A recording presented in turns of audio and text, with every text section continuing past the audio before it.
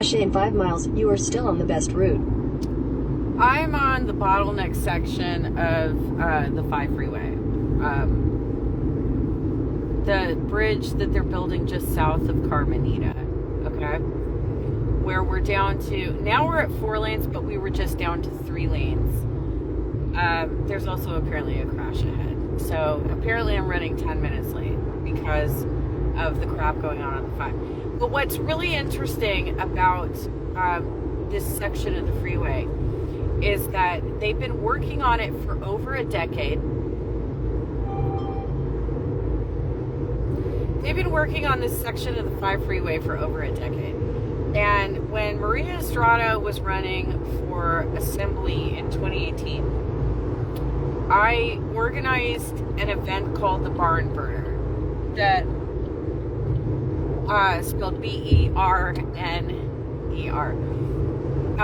with Our Revolution Costa Mesa. This was when Tim Johnson and I were still working together. But it was also right around the time that he started being really shitty to me and abusive to me. I had organized this damn thing. And Justin Sampson had convinced me to invite a bunch of LA candidates as well. Some of them Green Party. To participate in this barn burner. Now, Maria and I and Don Ford had a side conversation because Don was always trying to be out there like, I'm the strategist of the movement, right? So he was always trying to give these candidates advice on what they should do. And I don't even remember what he told her. I think he told her that she should invest in radio. I think that's what he told her. I told her about bus ads, about how in the proposal industry, what some of the big lobbyists do, because there are restrictions around like how you can contact a client during a bid process. Sometimes there's a no contact rule. So one of the things that the big lobbyists did, they hired third parties to go in and have the conversations so that it's not direct communication. And what I think it might have been Lockheed Martin or Unisys or something, they hired, they bought bus ads and they put an advertisement for what they were offering in their proposal on the side of a bus on a route that was going to stop in front of the client's site every day, like every 30 minutes or something. Right? So that's what they did to try and sink their message into their head. Now, that was one thing that I told her when we were having this strategy conversation at the Barn Burner.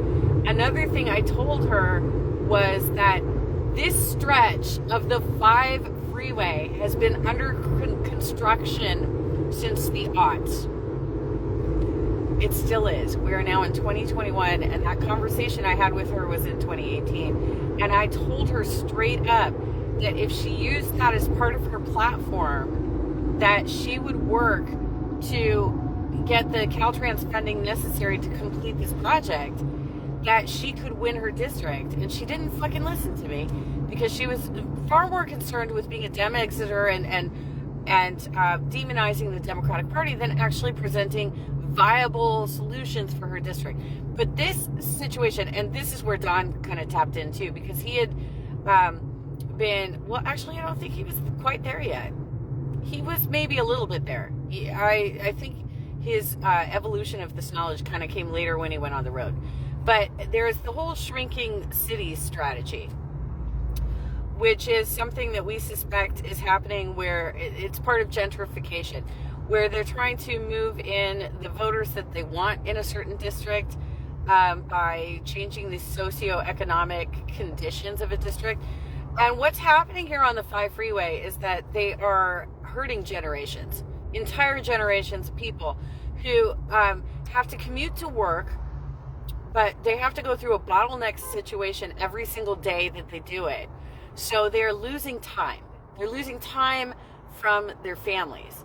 You have a lot of households that are divorced and stuff, and people are losing time with their parents. The little kids are losing time with their parents and having to spend more time in daycare because this road is constantly congested. Constantly. And they have widened the freeway. Right now we've got 1, 2, 3, 4, 5, 6, 7 lanes. 7 lanes. This is what happens after the bottleneck. They have left one bridge unfinished. That is the entire thing holding up this entire stretch of road. They have completed every other bridge reconstruction. They have widened lanes on every section. They have a carpool lane that they have blocked off on the southbound side that they won't let you use because they still have the bottleneck at that last bridge that they won't fucking finish. That is the one goddamn project she should have been advocating to win her district. I told her that straight up in 2018. She is still yet to actually win the district, and she won't. Because she's up against Anthony Rendon, who gets a ton of fucking money, not only from the pharma industry and, healthcare industry, but he gets Disney PAC money too. She's up against tons of money, and she spends more time on gossip, smear campaigns, and demonizing the Democratic Party than actually addressing the issues in her district. Yeah, I'm a little fired up today. I'm going to be a little bit late for work because apparently this bottleneck situation is again causing chaos because they won't finish that last fucking bridge. It's the bridge just south of Carmenita in Whittier.